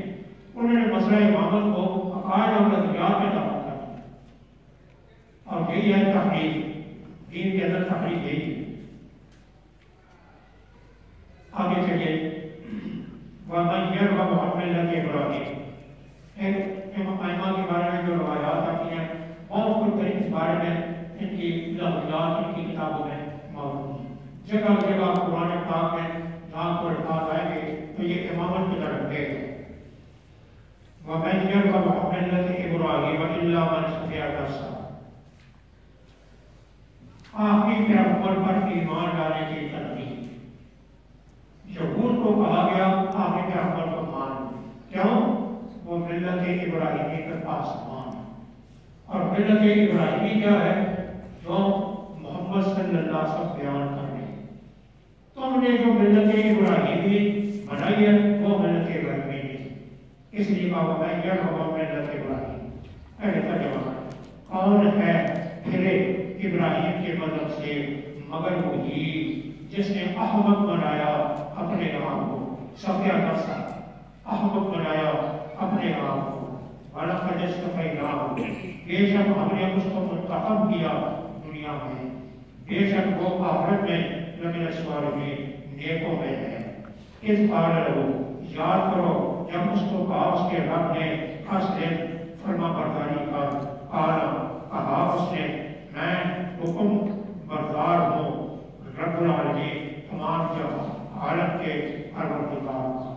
وَوَصَّى بِهَا یہی وصیت کر گیا ابراہیم اپنے بیٹوں کو یعقوب اور یعقوب کو بھی. بنی ہے بیٹو یا بنیا اے میرے بیٹو بے شک اللہ نے چن کر دیا تمہیں دین کون سا دین؟ اسلام. سو ہرگز نہ بننا مگر مسلمان. ہم کیا تم موجود تھے اس حضرت جس وقت قریب آئی یعقوب کے موت؟ اس حالت جب کہا اس نے اپنے بیٹوں سے ماں تعبدون تم کس کی عبادت کرو گے میرے باپ؟ قالوا کہنے لگے نعبد الہ ہم بندگی کریں گے تیرے رب کی تیرے باپ دادا کے رب کی ابراہیم اسماعیل علیہ السلام ایک معبود کی اور ہم سب اس کے فرما بردار رہیں گے. پھر کون یہ ایک جماعت تھی جو بزرگ تھی. لہٰذا اس کے واسطے وہ جو اس نے کیا تمہارے لیے جو تم نے کیا ولا تسألون نہ تم پوچھے جاؤ گے اس سے جو وہ کام کرتے تھے. وقالوا شبرا اور کہا انہوں نے قولوا ہو جاؤ یہودی اور یا نصرانی تعتدوا نہ پاؤ گے.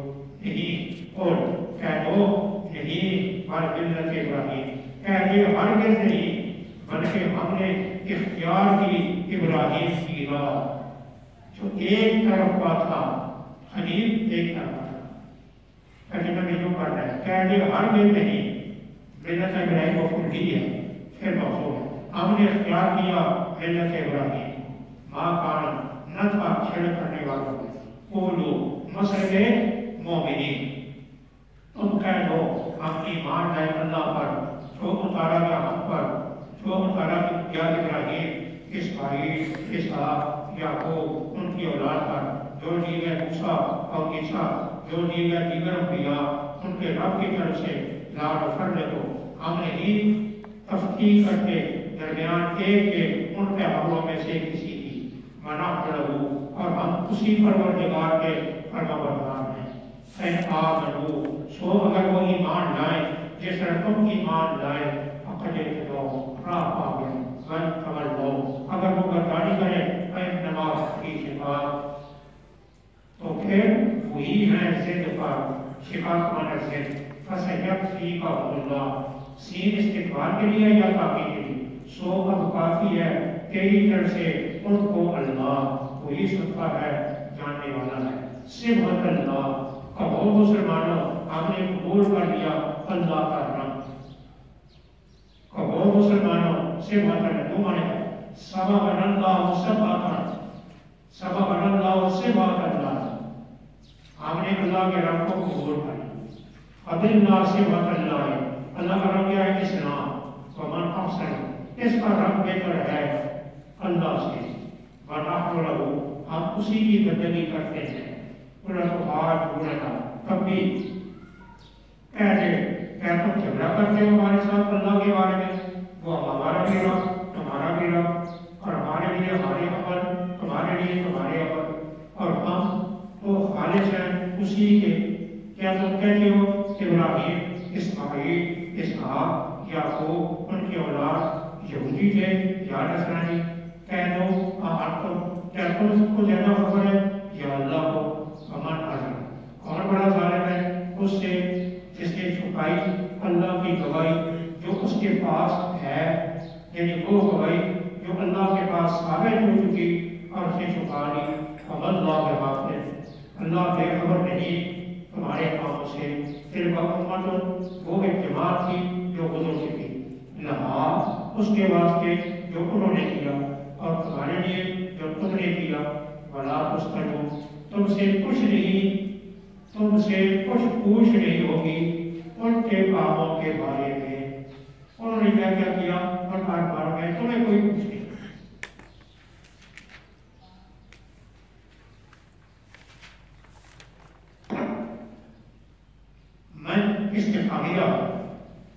استفامی انکاری قوم انکار کرتا ہے مگر پھر اسے نہ جائے۔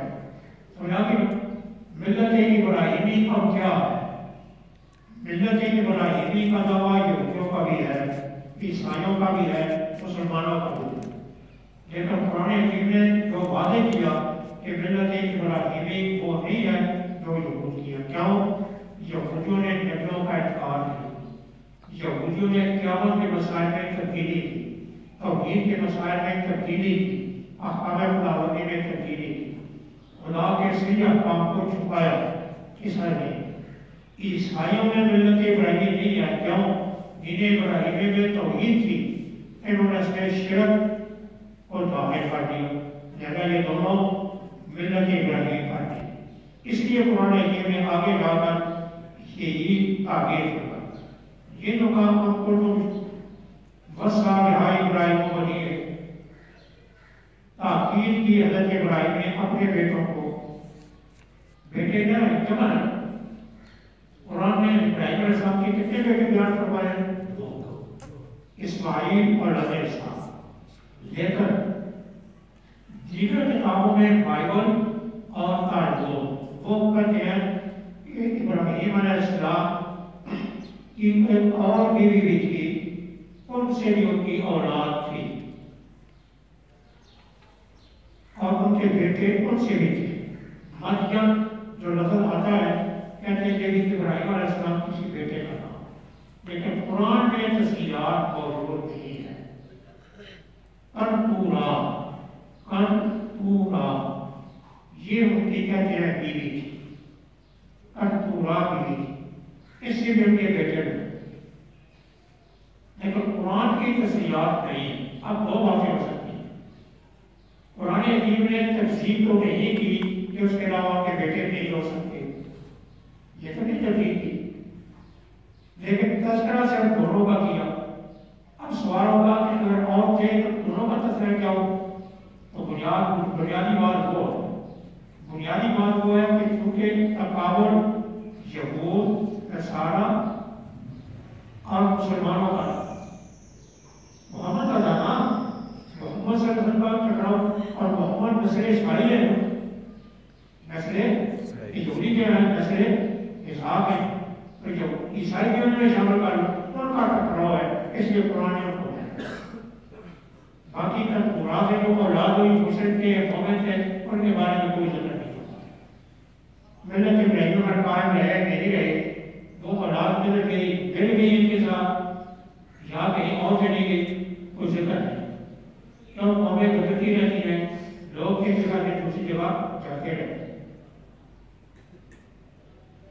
اور وہ مفسرین کہتے ہیں کہ بائبل اور تالمود میں جو کہنا ہے وہ قابل یقین ہے، وہ قابل یقین، جس چیز کا یقین نہ ہو پھر ہم اس کے بارے میں کچھ نہیں کہتے۔ بنی کا کلمہ جمع ہے، اگر وہ بھی بڑی شمار ہو جائے تو سب آ جائے، اگر صرف دو ہو پھر جمع عظمت کے لیے ہو، یا بیٹوں کے طرف ہے، یعنی اپنے نسل والوں کو کہہ، دونوں بیٹوں کے خاندان والوں کو کہا، اپنے خاندان کو اسلام پر برقرار رکھنا، اپنے خاندان کو اسلام پر برقرار رکھنا، یہ مانا۔ یعقوب علیہ السلام نے بھی کہا، یعقوب علیہ السلام کے 12 بیٹے، وہ تو موجودہ قرآن میں بھی ہے۔ آگے یہ شکوہ ہے تو وہ باتیں آسان ہیں، آگے مسئلے میں مومنین کا بیان ہے، وہ لوگ آمنا باللہ سے، وہ آسان ہے۔ اسباط صرف کی جمع ہے، صرف کہتے ہیں نبی کی اولاد ہے نا، ماں کو جو لائے بڑھا۔ مسئلے میں خاتم النبیین وحدت ملت انبیاء کی قائل تمام انبیاء کرام کا دین اصولی طور پر ایک ہی ہے۔ اس لیے یہ کہا گیا کہ آگے کہہ دیں ابراہیم، اسماعیل، اسحاق، یعقوب، ان کی اولاد موسیٰ ہو، عیسیٰ ہو، باقی نبی ہو، ہم سب کو مانتے ہیں۔ ہمارا کسی سے کوئی اختلاف نہیں، دین ان کا ایک ہی، لا نفرق تفریق بین الانبیاء دو ہے، تفریق ایمان میں نہیں کرتے، بِأَنُّؤْمِنَ بِبَعْضٍ وَنَكْفُرُ بِبَعْضٍ، تفریق ایمان میں نہیں کرتے، کچھ کو مان لیں کچھ کو نہ مان لیں۔ جیسے تفریق یہودی کرتے ہیں یا عیسائی کرتے ہیں کہ محمد صلی اللہ علیہ وسلم کو نہیں مانتے، اور یہودی مسیح علیہ السلام کو نہیں مانتے اور حضور کو نہیں مانتے، یہ تفریق آپ نہیں کرتے۔ لا نفرق کو مانا یہ ہوگا، یہ آگے کب بھی ہے سارا جملہ، ایک جملہ تکرار کے ساتھ آ رہا ہے۔ ان تقولون کے رد ہے ابراہیم، اسماعیل، اسحاق یہودی تھے، یہ مانا کیا ہے؟ یہ مراد یہ ہے کہ عیسائی کہتے ہیں جس دین کو ہم بیان کرتے ہیں تثلیث کی شکل میں یا کفارے کی شکل میں، یہ ابراہیم علیہ السلام بھی اس پر راضی ہیں، اس پر راضی ہیں، اور اسی دین یہودی کہتے ہیں نہیں، جس دین پر ہم ہیں ابراہیم اس پر راضی ہے، وہ اپنی طرف کہتے ہیں یہ اپنی طرف کہتے ہیں۔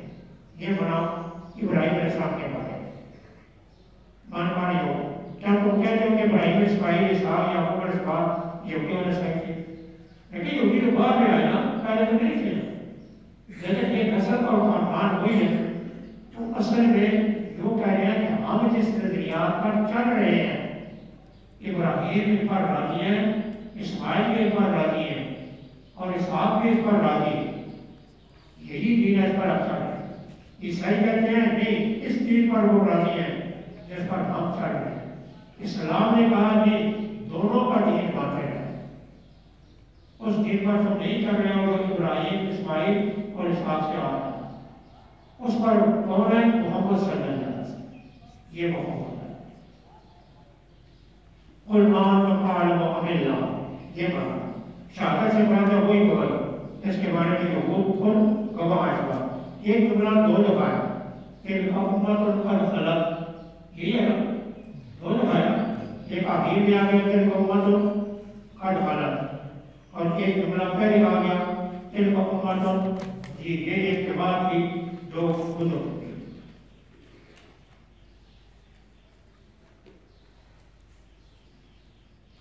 تلک امت قد خلت لہا ما کسبت ولکم ما کسبتم۔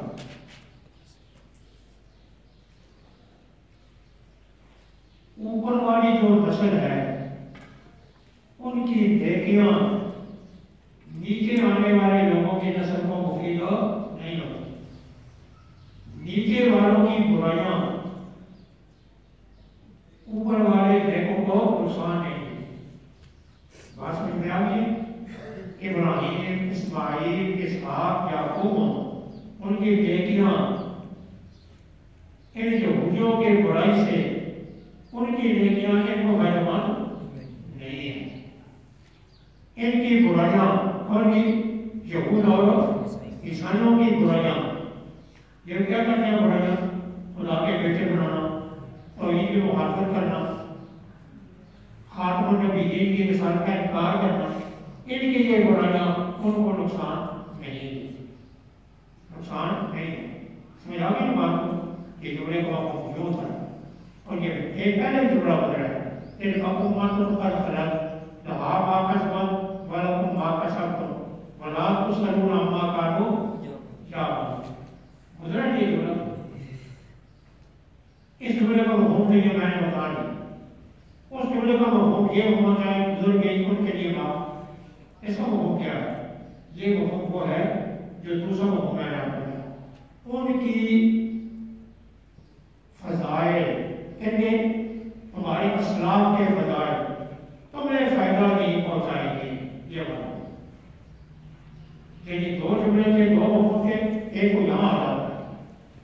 ان کے جو فضائل ہیں کہ تمہارے اسلاف انبیاء کرام سے، وہ فضائل ان کو تو فائدہ دے کہ تمہیں فائدہ نہیں ہے۔ تیرے کا امت انبیاء کرام کے طرف اشارہ، یہ امت ہے انبیاء کرام، اور یہ دوبارہ جملہ کا مفہوم الٹ ہو گیا کہ تمہاری جو برائیاں ہوں گی ان سے انہیں کوئی نقصان نہیں، کہ آگے جملے میں یہ بات۔ اب یہ دونوں مفہوم بتاؤ، حضرت عباسی رحمۃ اللہ علیہ نے یہ دونوں جملوں کے درمیان فرق تھوڑا سا بیان کیا، لیکن کوئی مفسرین کہتے ہیں کہ دونوں جملے میں تکرار ہوتا رہتا ہے، قرآن حکیم میں تکرار ہوتا رہتا ہے، جملہ مکرر آ جاتا ہے، اس کا مفہوم اور اس کا مفہوم ایک ہی ہے کہ تم سے ان کے بارے میں نہیں پوچھا جائے گا، وہ تو اللہ کے نبی ہیں، تم اپنی بات سوچو کہ ہم نبی اور زمان کے ساتھ ایمان لائیں یا نہ، تم اپنی بات سوچو۔ یہ بات ختم ہو، تبدیل ختم ہونے کے بعد اب دونوں شبوں کے جواب۔ پہلا شبہ کیا تھا؟ بیت اللہ کے بارے میں۔ حدیثی روایات میں آتا ہے کہ نبی کریم صلی اللہ علیہ وسلم جب نماز فرض ہوئی تو آپ نے نماز کو مکہ مکرمہ میں بیت اللہ کے قریب ادا کی۔ اب یہاں دو رائے ہیں، ایک رائے یہ ہے کہ حضرت نے اپنے اجتہاد سے، کیونکہ ابھی تک نماز کے بارے میں یہ حکم نہیں آیا تھا کہ کس کی طرف منہ کر کے نماز ہو، تو حضرت نے مسجد اقصیٰ کی طرف منہ کر کے نماز پڑھی۔ کہاں گئی؟ مکے۔ پھر مدینہ منورہ جب چلے گئے تو وہاں بھی حضرت نے 17 یا 18 مہینے مسجد اقصیٰ کی طرف منہ کر کے نماز، مکے میں بھی اور مدینہ میں بھی۔ نماز کا مکمل رد ہوا معراج میں۔ معراج کب ہوا؟ نبوت سے تقریباً 3 یا 4 سال ہے۔ یہ نماز مسجد اقصیٰ کی طرف، لیکن مکے میں جو وہ نماز پڑھتے تھے سامنے بیت اللہ بھی ہوتا تھا لیکن مسجد اقصیٰ بھی، اس طرح حضور کھڑے ہوتے کہ سامنے مسجد اقصیٰ بھی آ جائے، بیت اللہ بھی، لیکن نماز مسجد اقصیٰ کی طرف۔ پھر وہ مدینہ میں نہ گئے، 16-17 مہینے نماز کی، پھر قبلے کی تبدیلی ہوئی۔ تبدیلی کدھر ہو گئی کہ اب آپ مسجد اقصیٰ کی طرف منہ کریں، بیت اللہ کی طرف منہ کر کے نماز۔ اب یہ وجود اعتراض۔ دوسری آیت میں حضرت جب یہاں نماز پڑھتے تھے تو بیت اللہ کی طرف لیکن مکے جب حضور وہاں چلے گئے مدینہ منورہ میں تو مسجد اقصیٰ کی طرف آپ کو حکم ہوا، لیکن وہ حکم قرآن میں نہیں ہے۔ کیسے وہ کرو؟ مسجد اقصیٰ کی طرف کر دینا 16 مہینے یا 17 مہینے بعد۔ کیا وہ کچھ لوگوں نے حکمت بیان کی کہ چونکہ جھوٹی قبائل آباد تھے تاکہ انہیں کو نقصان کہ ہمارا محمد صلی اللہ علیہ وسلم ہمارے قبلے کے مخالف نہیں، دیکھو ہماری قبلے کی نمو کر کے نماز۔ جب قبلہ چھوڑا تو انہوں نے اعتراض کیا کہ ہمارے قبلے کو چھوڑو۔ 16-17 مہینے کو نماز پڑھی۔ دو رائے مفسرین، تحقیق قبلہ ایک دفعہ ہوگی یا 2 دفعہ ہوگی، ایک کی رائے کے مطابق 2 دفعہ ہوگی، ایک کی رائے کے مطابق ایک ہی دفعہ ہوگی۔ اب قرآن حکیم نے اس شبے کا جواب دیا کہ بیت اللہ آپ کا کیوں تبدیل کیا گیا، 16-17 مہینے کے بعد کیوں ہوئی؟ حضرت اشارہ کرنا چاہتے تھے کہ مسجد اقصیٰ قابل احترام ہے، اسی لیے اس میں نماز پڑھنے کا ثواب 50,000 نماز کا ثواب ہوتا ہے۔ حدیث ہے نا کوئی مسجد اقصیٰ میں جو نماز پڑھے 50,000 نماز کا، اب ہمیں نماز پڑھی 1 لاکھ، مسجد نبی میں بھی 50,000، اس کی تعمیر، اس کی عزت اور احترام بحال۔ اور انبیاء کرام بنی اسرائیل ان کا بھی وہ قبلہ تھا یا قابل احترام، اس لیے حضرت اس کا احترام کرنا اشارہ ہے اس بات میں۔ پھر تبدیلی کیا ہوئی؟ تبدیلی اس لیے ہوئی کہ اگر مکہ مکرمہ کی جو بیت اللہ سے نہ کرتے ہو تو حال میں اور زیادہ مشکل ہوتا ہے۔ عرب والے کہتے ہیں کہ دیکھو یہ محمد دعویٰ کرتا ہے نسل اسماعیل کا، اور اسماعیل نے اور ابراہیم علیہ السلام نے اس بیت اللہ کی تعمیر کی ہے، لیکن محمد صلی اللہ علیہ وسلم اس کی طرف منہ کر کے نماز نہیں پڑھتا، یہ تو مسجد اقصیٰ کی طرف منہ کر استعمال کرتا ہے. تو قرآن حکیم نے اس کی حکمتیں بیان کیا بیان کرتی حکمتیں بیان فرمایا بیت اللہ کی تبدیلی میں یعنی کعبۃ اللہ کی تبدیلی قبلے کی تبدیلی میں کیوں ہے قبلے کی تبدیلی میں ایک حکمت اور حکمتیں 4 بیان فرمائی. پہلی حکمت یہ بیان فرمائی کہ اللہ جس طرح چاہیں حکم دے سکتے ہیں. قل للہ المشرق والمغرب جدھر اللہ چاہے حکم دے سکتے ہیں. تمہیں اعتراض کرنے کا حق ہی حاصل نہیں. تمہیں اعتراض کرنا. نمبر 2 قبلے کی تبدیلی ہے کہ یہ امت فضیلت والی ہے. یہ امت فضیلت والی ہے. اس کو وہ قبلہ بنے کہ قبلہ بنے گا جو فضیلت والا ہے اور بیت اللہ کی فضیلت مسجد اقصی وکذالک جعلناکم امة وسطا لتکونوا شہداء. اس میں اشارہ یہ اشارہ سمجھ آ گئی بات. 2 یعنی کیونکہ تم امت اعلیٰ افضل ہو اس لیے تمہیں قبلہ بھی بول دیا جو اعلیٰ افضل یا جو تعبیر کریں کیونکہ پیغمبر پانے والا تمام انبیاء کا سردار ہے تو قبلہ بھی بول دیا جو تمام جگہوں سے افضل ہے. اس لیے بیت اللہ تمہارے کو جانا. تیسری حکمت یہ بیان فرمائی کہ قبلے کی تبدیلی میں ایمان کی آزمائش ہو جاتی ہے کہ جو پکے مومن ہوتے ہیں وہ اقرار نہیں کرتے. جو کچے مومن ہوں گے جہاں جن کا ایمان انہیں تجربہ ہوگا وہ اقرار کرتے ہیں. یہ ایک امتحان ہے. یہ کیا ہے اللہ للہ قرآن جیسے اشارہ کرتا ہے. آگے کا چوتھی وجہ یہ بیان کی تو حضور صلی اللہ علیہ وسلم خود یہ چاہتے تھے کہ میرا قبلہ بیت اللہ ہو. اس لیے آپ ہمیں معلوم ہے کہ آپ اس قبلے کو چاہتے ہیں تو ہم نے آپ کی مرضی کے مطابق کیونکہ قرآن حکیم میں الفاظ یہ آ رہے ہیں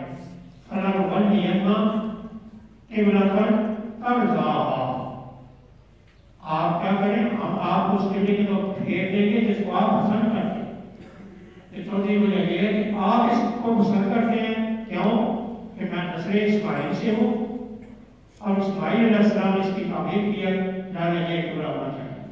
میری ساری قوم میرے ساتھ شریک ہو ہم نے دو قبلہ ہونا چاہیے.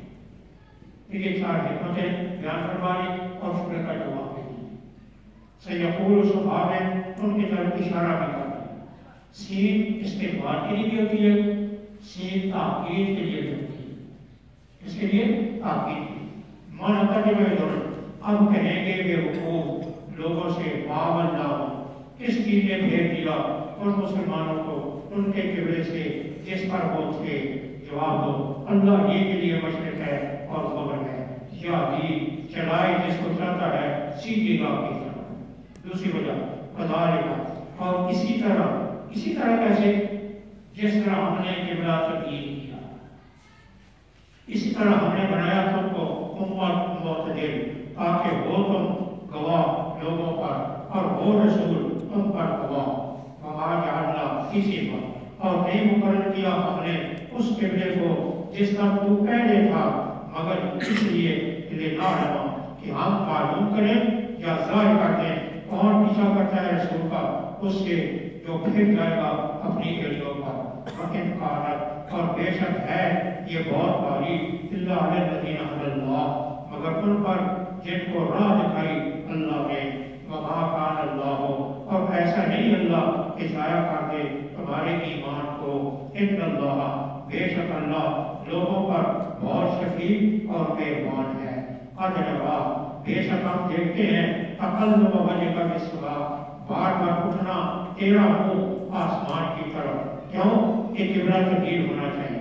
فَلَنُوَلِّيَنَّكَ لام تاکید کے لیے نور بھی تاکید کے لیے سوا سو البتہ ضرور پھیر دیں گے ہم ان کو جس کی کلی کا طرف تو راضی ہے. فَبَلِّغْ وَجْهَكَ اب پھیر دے وہ اپنا طرف مسجد حرام کے وَحَیْثُ اور جہاں بھی تم ہو. فَبَلُّوا پھیر لو اپنے چہروں کو شطرہ ان لوگوں اس کی طرف شطرہ اس کی طرف وطن المدینہ بے شک وہ لوگ اوپر کتاب جو کتاب دیے گئے تیار ہونا البتہ جانتے ہیں ان اور حق بے شک وہ سچ ہے ان کے رب کی طرف سے اور نہیں ہے اللہ غافل اس سے جو وہ کرتے ہیں اور قبول یا مشرکین چار جو آدھا یہ جو ہے قل للہ المشرق والمغرب اللہ کے لیے مشرق اور اللہ کی مرضی مشرق کی اللہ کا ہے مغربی شمال جنوب کس کا ہے وہ بھی اللہ کا ہے پھر مشرق اور مغرب کو کیا ضرورت ہے مدینہ منورہ میں قبلہ شمال جنوب یاد ہے مدینہ منورہ سے قبلہ جنوب ہے مدینہ منورہ سے قبلہ جنوب میں اور شمال میں بیت المقدس ہے شمال میں یہ ہے مدینہ ادھر ہے مکہ اور ادھر ہے بیت المقدس الٹا ہے مسجد نبی پہلے دوسری طرح بنی ہوئی بعد میں تبدیلی کی شمال جنوب والا ہے نا قرآن میں تو یہ ہونا چاہیے نا فَلِلَّهِ الشِّمَالُ وَالْجُنُوبُ مشرق اور مغرب کیا ہے اس کی وجہ یہ ہے کہ دو سمتیں ظاہر پر ہمیں معلوم ہوتی ہیں ایک سورج کی چڑھنے والی کار کو غروب ہونے دو سمتیں اس لیے یہ تو ٹھیک ہے کہ مدینہ منورہ میں قبلہ جنوب کی طرف ہے لیکن دو سمتیں ان کو عام لوگ جانتے ہیں خاص علم والے ہوں یا علم والے نہ کیونکہ کیا جانتے سے پوچھے کہ شمال جنوب نہیں معلوم وہ کہے گا مجھے تو سورج چڑھنا ہے کہتے تو غروب ہے یہ ہر ایک کو معلوم ہو جائے گا جائے ہوگا جہاں ہو اس لیے قرآن میں جہاں بھی آئے گا قرآن میں جہاں بھی آئے گا مشرق اور مغرب میں آئے گا رب المشارق رب المشرقین رب الشمالین دیا رب المشرقین اور رب المغربین سردیوں کا مشرق اور گرمیوں کا مغرب اور مشرق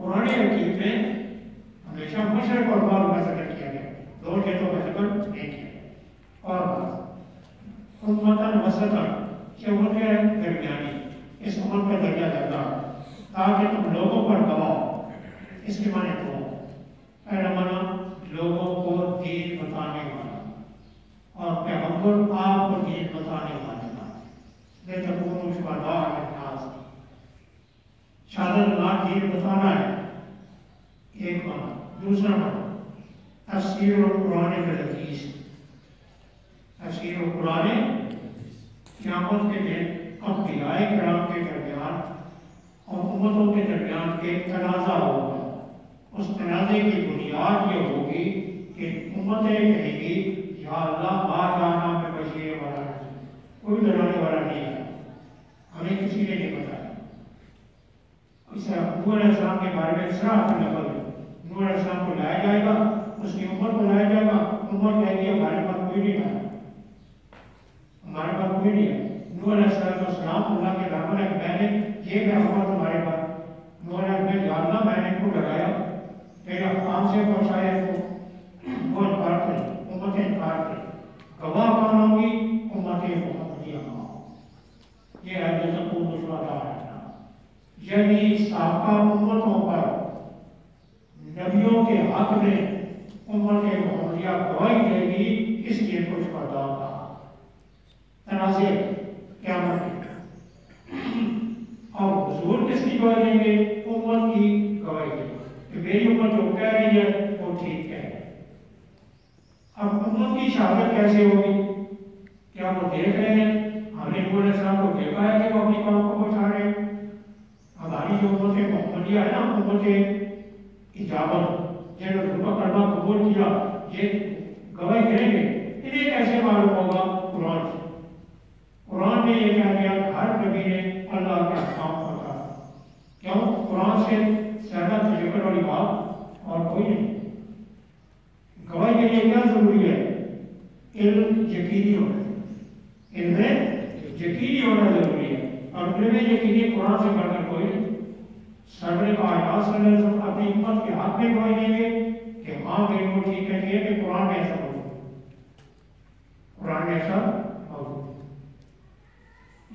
مانا کسی نے کیا حاضر نازر ہوتا انا صلی کا شہید کالا انا صلی کا شاہد و مبشرہ کہ آپ ہر جگہ حاضر نازر ہو. یہ مانا کسی بھی نہیں.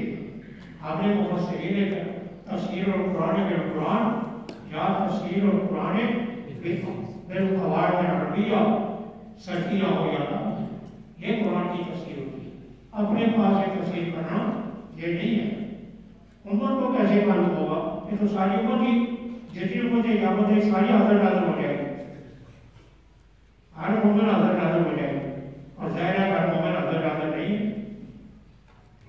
یہ نہ علم تاکہ انسان میں جان آئے گا علم اللہ وہاں علم ظہور مراد ہوتا ہے. کیا مراد ہوتا ہے؟ جب ہم ظاہر کرتے ہیں کہ رسول کی اتباع کون کرتا ہے یہ مانا ہے. یہ جو ہے نا آپ آگے کا ماں کان اللہ رسول کی مان رکھو ایک جملے کے شان نزول میں یہ مفسرین نے کہا کہ صحابہ کرام نے حضرت صلی اللہ علیہ وسلم سے یہ بات کہی یا رسول اللہ جو لوگ بیت اللہ کی تحقیق سے پہلے فوت ہو گئے جنہوں نے مسجد صاحب کی طرف منہ کر کے نماز پڑھی وہ فوت ہو گئے ان کا کیا ہوگا؟ انہوں نے بیت اللہ کی طرف منہ ہی نہیں کیا نماز ان کی قبول ہو جائے گی یا نہیں؟ تو قرآن حکیم نے کہا ما کان اللہ یضیع ایمان اطلق الایمان علی الصلاۃ اطلق الایمان علی الصلاۃ. نماز پر ایمان کا اطلاق کر دیا. کیوں؟ نماز ایمان کی دلالت ہے. نماز ایمان کی دلالت ہے. بعض دفعہ مدلول کو دلالت سے تعبیر کر دیتے ہیں کیونکہ نماز کو ایمان کی دلالت ہے. شطر المسجد الحرام.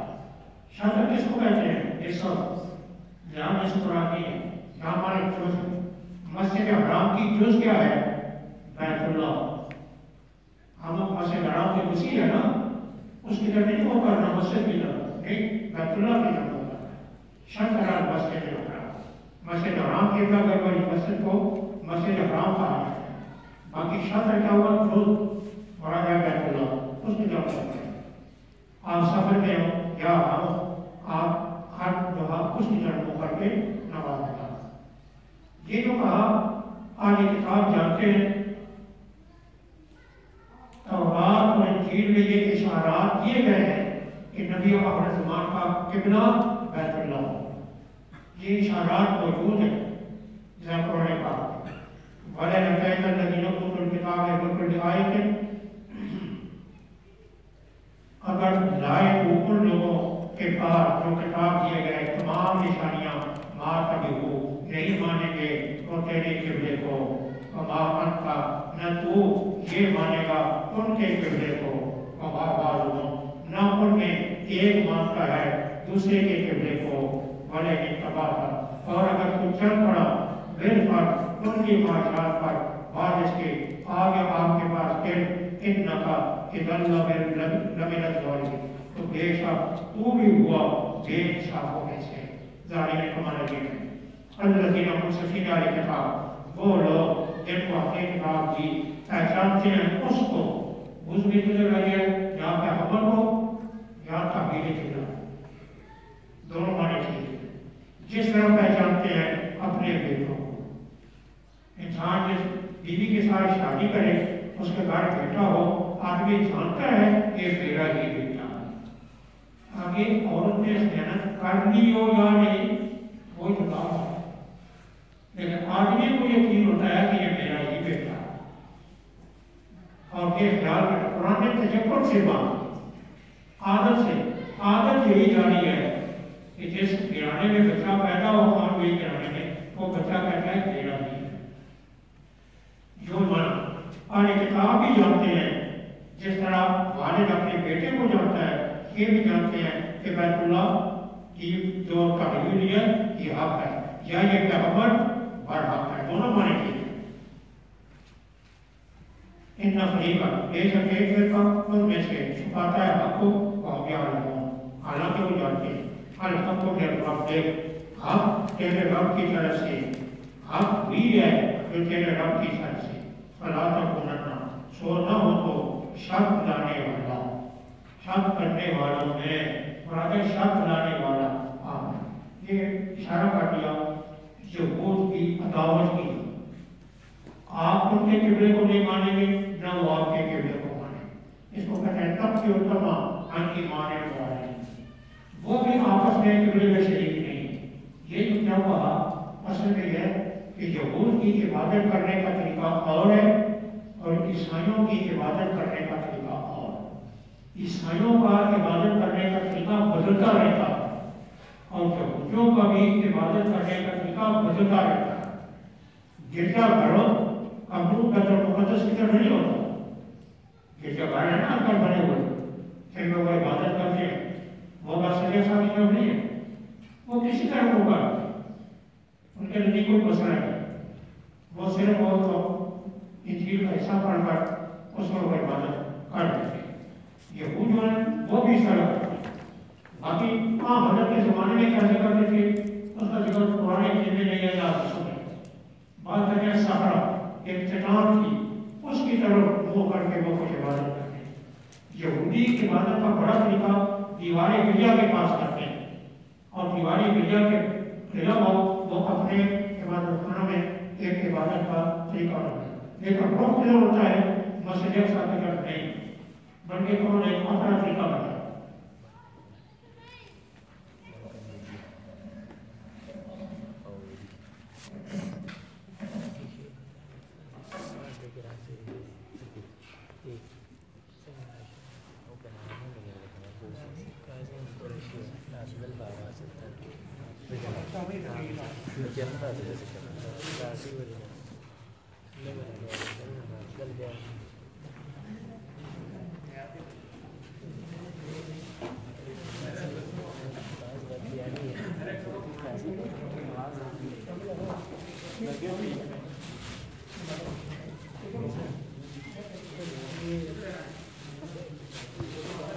بند کرنا ہوں۔